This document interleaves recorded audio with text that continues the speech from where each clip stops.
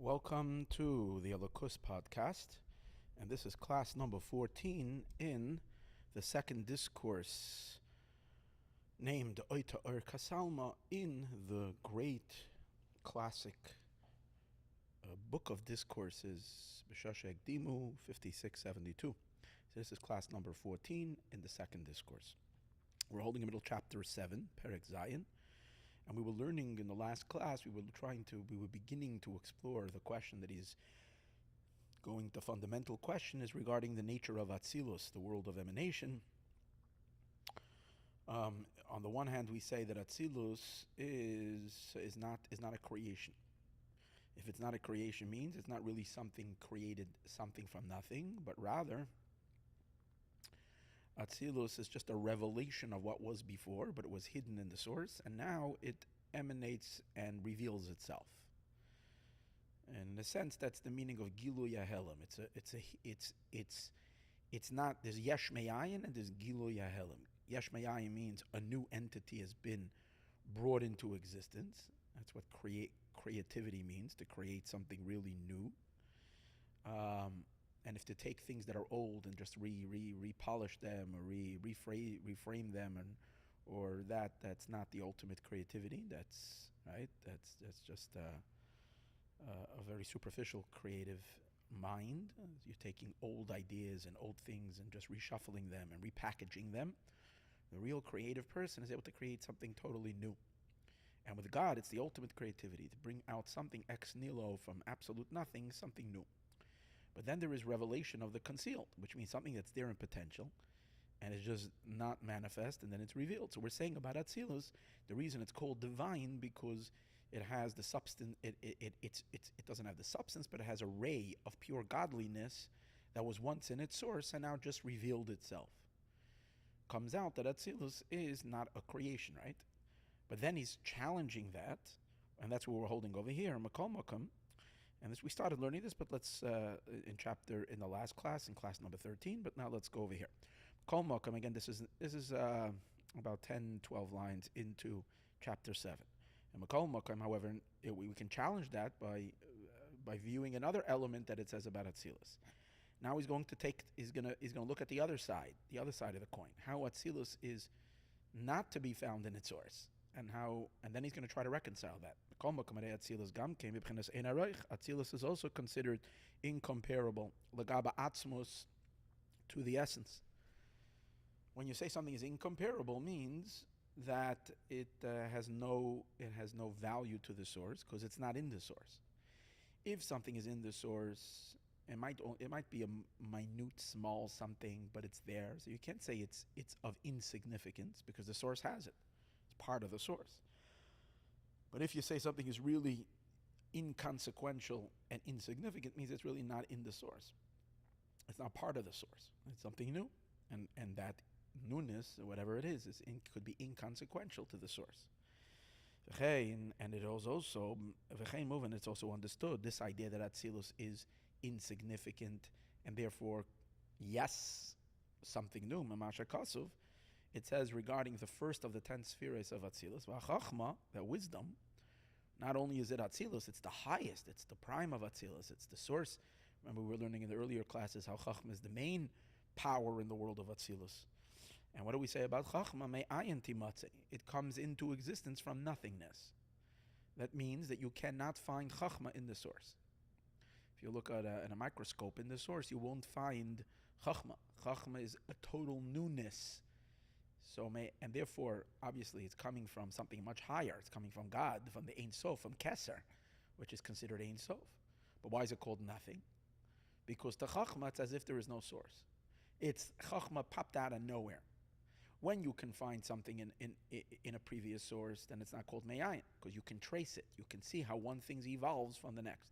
But on Chachma, we say that it comes from nothing. And we find it in our own experiences, that when we are creative and when we have a flash of a new idea, the flash that flows into our head is something that's completely new in our consciousness. It's not like we had it somewhere. It's not like a person is born with an encyclopedia of ideas. It's just hidden in his brain, and then you're just opening up a certain file of a pre-existing idea. That's not the way intellect works. Intellect means that you're actually brainstorming. That's what brainstorming means. Storming a new idea. It's a real creativity. It's the ability to create something from nothing. Obviously, we created with minds with the potential to do that, but this is something from nothing. That the chachma hu b'chinas yesh. Chachma is considered something because anytime you're already perceiving something, there's some kind of an idea as abstract and as elegant and as refined as an idea should be. If it's already an idea that we can speak about, that can be defined, it's something. Or else what are you excited about? You have nothing in your head. You have to have something. Before you were in the dark, you had nothing, and now there is something to work with. So that's something. So it's b'chinas yesh, it's something. V'nimtzais, and it's taken Maayon the Keser, from the nothingness of Keser. That's what we can find. Interesting. That Chachma is expressed in a letter. Which letter? The Yud. The Yud of Hashem's name is Chachma. Because what's a Yud? A Yud is a point. So it's like an idea that comes out like a point, a concentrated point. And then any letter, it says every letter of the Hebrew alphabet begins with a Yud, because really once you have a point, now you can formulate that point. Now you can articulate the point. Now you can develop the point. Now you can stretch it in the various different directions and thereby develop it. So that's the way all the other letters. So Chachma, everything comes from Chachma. The beginning of everything is Chachma. Like it says, Bereishis bara. So the Kabbalistic interpretation is actually the Targum says it. With Chachma he created. First there was a flash. First there was an idea. First there was a Yud, a little point, and then from there. But Keser, that's before the point. Which letter indicates Keser? So we know we have letters that are symbolic of Keser, because their numeric value is Keser, because the word Keser begins. The letter Chaf, for instance, is a letter that symbolizes Keser. But the letter itself doesn't capture Keser. Keser is not inside the letter, because Keser is infinite. It has no shape. It has no form. It doesn't have any revelation. Keser is real nothingness. When we say nothing, we mean it's pre-something. It's where something comes from. All somethingness comes from the Keser, but the Keser itself is still nothing. V'nimtzas comes out Maayon the Keser, from the nothingness of the crown. B'chinas yesh Maayon, as the Chachma is something from nothing. That means that the first primary being of Atzilus is considered a something that doesn't have a source, that doesn't have a history. Here is where it begins. It doesn't begin higher. And that's also why it says, it's stated elsewhere, that's why it says, that Chachma from nothing, Timatze, is to be found. What's the idea of to be found? Just like when you find something, a lost object that your person comes across, they said, I found the Metzia. What does that mean? You found something, which means, in the law is you don't have to give it back. If it's a real Metzia, you don't have to give it back.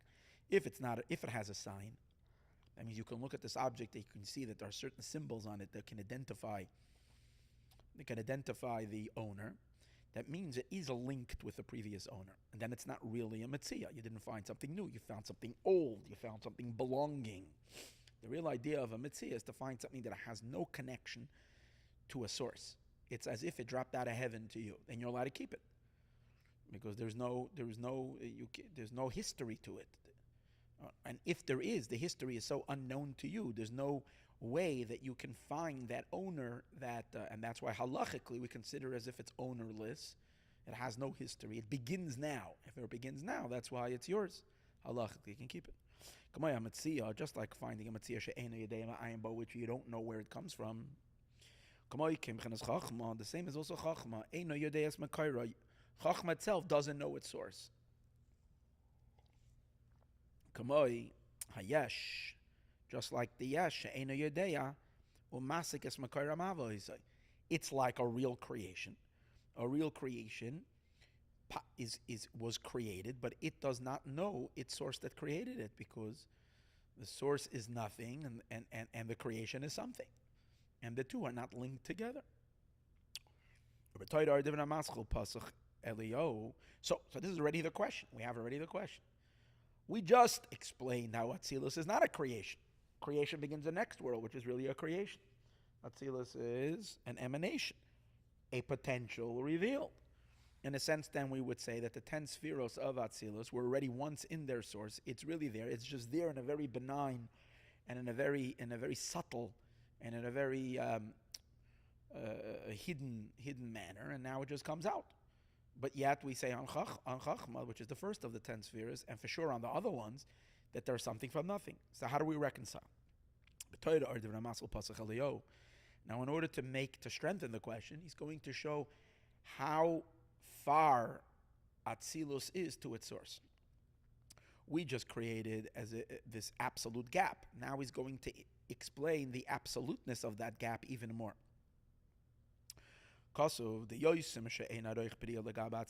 Even more than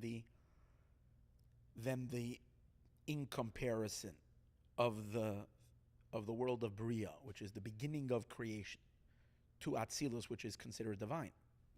So we understand that the world of Bria, it's called Bria. Bria means creation. It means it's really God influenced or God projected or activated his creativity to create something new.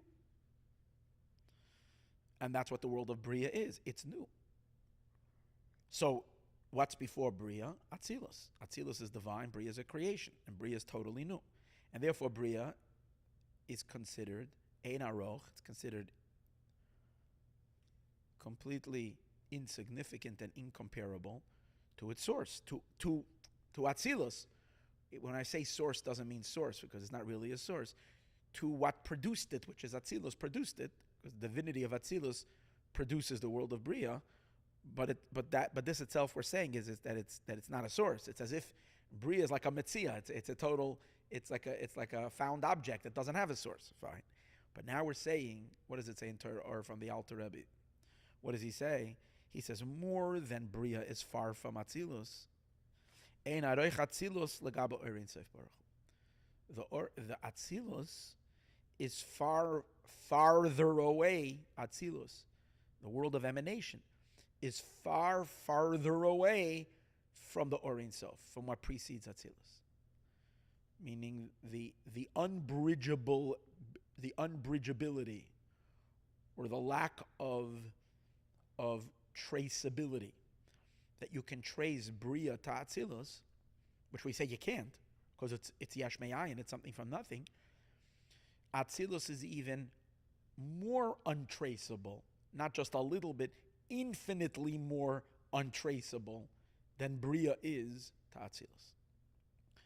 V'zehu she'omer, and this obviously makes the question so much bigger, because on the other hand we have statements, and that's hinted to in the name of Atzilus, meaning emanation, which means it is very much connected to the past. Now furthering this idea that Bria, that Atzilus is farther away from the Or Ein Sof, more, again, there were 4 worlds that we spoke about. Atzilus is the first world, and then comes Bria, Tzir, and Asiya. So what he's saying is that Atzilus, since Atzilus is considered part of the world, although it's a world of divinity, it's not yet a created world, but yet it's a world, so it belongs to the family of worlds, and it and the next world have more of a relationship. Atzilus and Bria have much more of a connection and a relationship than Atzilus, than the world of emanation, has to the Or Ein Sof. That's not considered a world, prior to world. That's what he's going to explain why, exactly for the point that we're saying, because Atzilus is also a world. And this is what it also says, we say it in our Shabbos prayers that we say on Saturday, we say special prayers, we can't compare you, but olam hazeh, in this world. So the question is, nothing is comparison to God, so why are we emphasizing in this world? And when we're not in this world, we could compare to God. When we're an angel and we're not in this world, is an angel yet comparable to God? And if we go into even a higher world, it's more sublime, is that comparable to God? So why are we saying, a physical creation, we can't compare anything, is not comparable to God? But here we're saying, so the reason why we say it's in this world is becoming actually trying to emphasize something. And what is that? On purpose, it's intended to say this world. We would think that since we're living in a physical world, and we understand that physicality is so limited, so constricted, and as a result of that, so meaningless, if you might say, and insignificant to the higher realms, and especially to the realms of the world, the spiritual worlds, and then the worlds of the divine. The physical is the epitome of restriction and limitation and boundaries. And God is so boundless. So, therefore, we in our world, because we know of something that is so insignificant and so limiting, so now this gives us an idea of how all of existence, including the most sublime spiritual world, is insignificant to God. In other words, what do we gain by this world? We get a certain insight. What's the insight? As long as we're living in spiritual worlds, we can't understand true limitation because we're living in worlds that are less limited. But when we come down in this world and we see frozen matter, we see substances that are so constricted, so limited, so defined, so right. So then this gives us a certain appreciation. Once we see how the physical is unmeasurably valueless and compared to the higher spiritual realms, especially to the world of divinity, so now we can appreciate how utterly insignificant everything is to God. So we will do a comparative analysis. And we will say like this. We know there are four worlds mentioned earlier. Atzilus is the world of divinity. And then comes Bria, which is the world of creation. Then comes Yetzirah, the world of formation, which are both spiritual. One much higher than the next.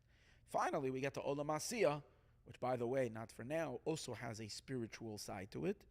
And then below Olam Asiyah, the lower part of Olam Asiyah is called the world of completion, which is the material world we're in.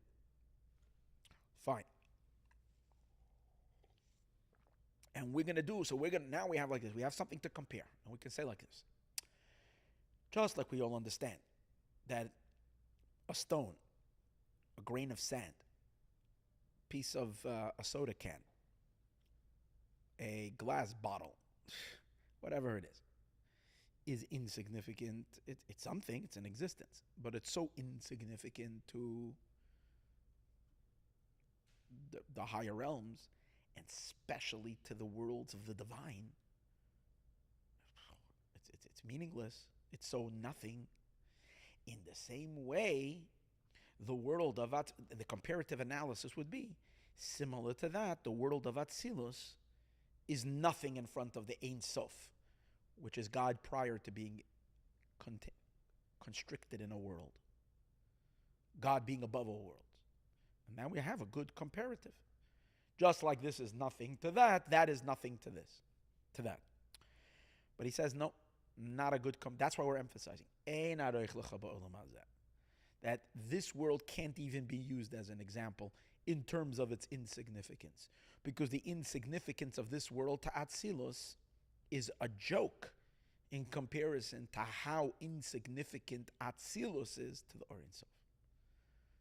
Which this further illustrates how much Atzilus is not a hidden potential in the Or Ein Sof, but something totally new. So much so that it is even more insignificant to its source than our world, Atzilus. Let's read it inside.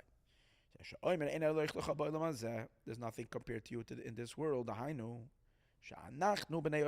We, the people of this world, Hagashmi, the physical world.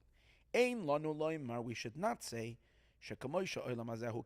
just like our physical world is considered naught, ukala, and like nothing. Neged olam elyon mekulam, comparing our world to the highest world, which is very spiritual. Hakavana, and what that means is, here's the intention meaning. Here's a parenthesis. Al olam atzilus. This is referring to the world of Atzilus, which is the highest of all worlds. Shazau olam elyon. That's what we mean when we say a higher world. A higher world is referring to Atzilus because Atzilus is called high. The Olam is Biyah because the worlds of creation, formation, and completion share something in common. They're all called the lower worlds. The Olam is Biyah nekra Olam es hatachtonim. The worlds of Bria, Yetzir, and Nasi are called the lower worlds. Ikke Yedua, and as it is, but Atzilus is called the higher world. Ikke Yedua de Rabbeinu Nishmas Eden, as it is known that the Alter Rebbe, right, the author's great-great-grandfather, Haya Oimer al Atzilus, the Alter Rebbe would refer to the world of Atzilus, the world of emanation. He would call it Elyon, the upper, the higher. And Atzilus is higher. So now that was a parenthesis. Now we go back. So just like we might say and do a comparison and say, just like our world is nothing to the higher world, to Atzilus, Kain Olam Elyon Azeh, so to the world of Atzilus, who Kala is considered like not, Neged Ein Sof Baruch Hu, compared to the infinite one, blessed is He. So we would think we have a good comparison to explain the nothingness.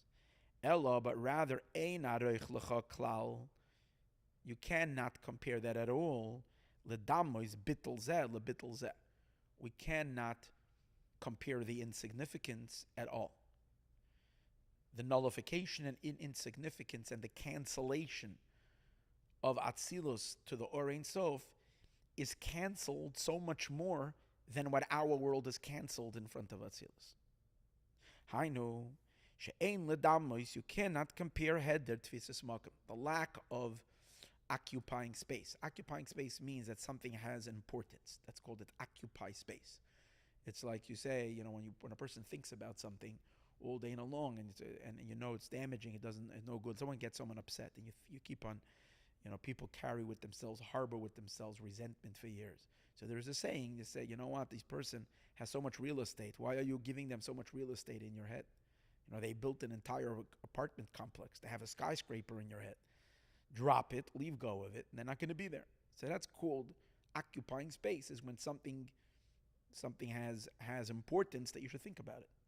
So now we're saying we cannot compare the lack of occupying space, which means the utter nothingness, der nit batref, he says in Yiddish, the utter nothing, the non-significance, the Atzilus legabo Ein Sof, of how insignificant the world of Atzilus is compared to the infinite one, blessed is He, lahed tfisas makom, to the nothingness, the biyah of the three lower worlds, legabe Atzilus, compared to Atzilus. Because our nothingness is a very poor example, and it can't even be considered at all an example to how nothing is Atzilus in front of the Ein Sof. Why?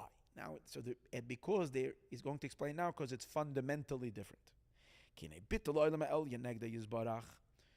The reason that the higher world Atzilus is bittul, is abnegated and cancelled in front of God Himself, meaning its insignificance, is because it is a creation. Now, even though he said earlier it's not a creation, well, that's exactly what he's talking about, trying to figure that out, what that means. But in general, what it means that he's the creation is that it has specific definitions. And God Himself is undefined, and non-specified. So if Atzilus has kindness to it, that's a definition. Even though it's God's kindness, fine, I understand that, but it's kindness. And then it has discipline or judgment. It has intelligence.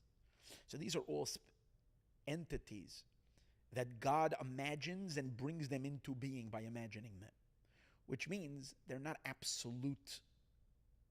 They're not absolute like God is absolute. They came into being because God wishes them into existence. And as he's going to explain in a minute, they have no existence other than his wishing them into existence.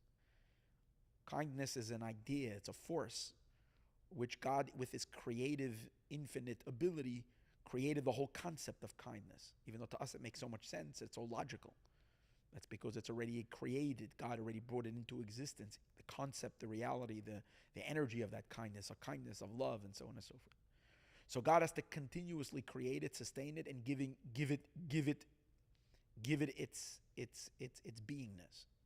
If God was to pull out of it, it would be deleted from all, utterly deleted. So much will kindness, God forbid, be deleted as if it never was, or any of the other attributes. It's utterly dependent on God infusing it, which means it doesn't have anything, it doesn't have any real reality. It's completely circumstance based on God wanting it. So it is very fickle and weak. It's so weak that it couldn't stand on its own even for a split second, unless something outside of it, which is God himself, who wants it to be, who's bringing it into existence. So in that sense, Atzilus is the same like the lower worlds, because they're both, just like an orange, we understand, can only exist because God wills an orange and decided an orange. And without God imbuing his energy into an orange, the orange wouldn't be. And the same any other physical creature. It's only because God wants it, sustains it, makes it, and brings it into existence. God pulls out, it's not. The same as all the emanations of Atzilus.